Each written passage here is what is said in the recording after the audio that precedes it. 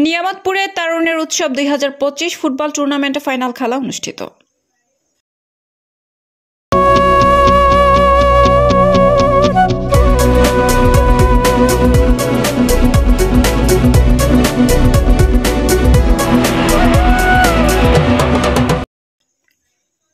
আসসালামু আলাইকুম।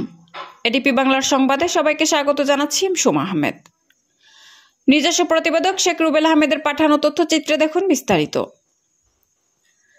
এসো দেশ বদলাই পৃথিবী বদলাই এই স্লোগান নিয়ে নিয়ামতপুরের তারুণ্যের উৎসব 2025 উদযাপন উপলক্ষে যুব ও ক্রীড়া মন্ত্রণালয়ের আয়োজনে নিয়ামতপুর উপজেলা প্রশাসনের বাস্তবায়নে বুধবার বিকেলে নিয়ামতপুর হাই স্কুল মাঠে টুর্নামেন্ট 2025 এর ফাইনাল খেলা অনুষ্ঠিত হয়। নিয়ামতপুর উপজেলার 8টি ইউনিয়নের পর্যায়ক্রমে খেলা হয়। এদের 2টি ইউনিয়ন ফাইনালের জন্য সিলেক্ট হয়। একটি 7 নম্বর সীমান্তপুর ইউনিয়ন ও ভাবিচা ইউনিয়ন। আজ বিকেলে নিয়ামতপুর হাই স্কুল মাঠে ফাইনাল খেলায় 7 নং শ্রীমন্তপুর ইউনিয়নকে 1-0 গোলে হারিয়ে 3 নং ভাবিচা ইউনিয়ন বিজয়ী হন। আজকের এই ফাইনাল খেলায় প্রধান অতিথি হিসেবে উপস্থিত থেকে বিজয়ীদের হাতে পুরস্কার তুলে দেন নিয়ামতপুর উপজেলা নির্বাহী কর্মকর্তা মেহেদী হাসান। বিশেষ অতিথি হিসেবে উপস্থিত ছিলেন যুব উন্নয়ন কর্মকর্তা SM কামরুজ্জামান, প্রাণী সম্পদ কর্মকর্তা আব্দুল লতিফ, উপজেলা বিএনপির সাংগঠনিক সম্পাদক শামীম রেজা চৌধুরী বাদশাহ, ক্রীড়া সমন্বয়ক আব্দুল মতিন প্রমুখ। শুরুতে জাতীয় সঙ্গীত পরিবেশনের পাশাপাশি জাতীয় পতাকা উত্তোলন করেন প্রধান অতিথি সহ অন্যান্য অতিথিবৃন্দ। তারুণ্যের উৎসব 2025 ফুটবল টুর্নামেন্টে আজকে ফাইনাল খেলা অনুষ্ঠিত হলো। আজকে এই ফাইনাল খেলায় উপস্থিত ছিলেন উপজেলা ক্রীড়া সংস্থার উপজেলা ক্রীড়া কমিটির সম্মানিত সদস্যবৃন্দ। আজকে 2টা টিমে খেলা আমরা দেখলাম এখানে। গতকালও খেলা উপভোগ করেছি।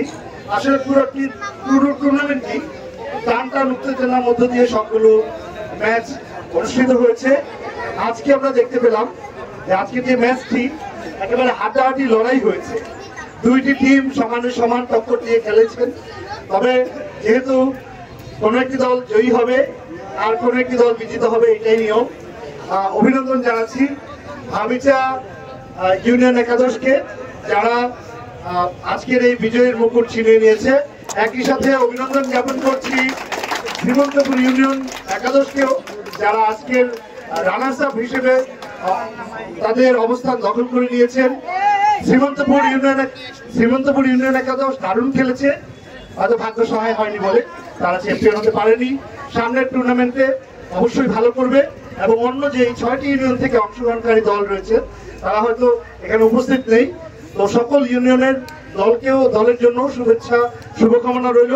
আমরা যেন একইভাবে এরকম খেলাধুলার মধ্য দিয়ে একটি সুস্থ সুন্দর এবং একটি সম্ভাবনাময় নিয়ামতপুর গড়ে তুলতে পারি। এই ক্রীড়াঙ্গনের মধ্যে যেন আমরা ক্রীড়াঙ্গনের মাধ্যমে যেন আমরা মাদক মুক্ত একটি সমাজ গঠন করতে পারি, একটি সুন্দর সমাজ গঠন করতে পারি।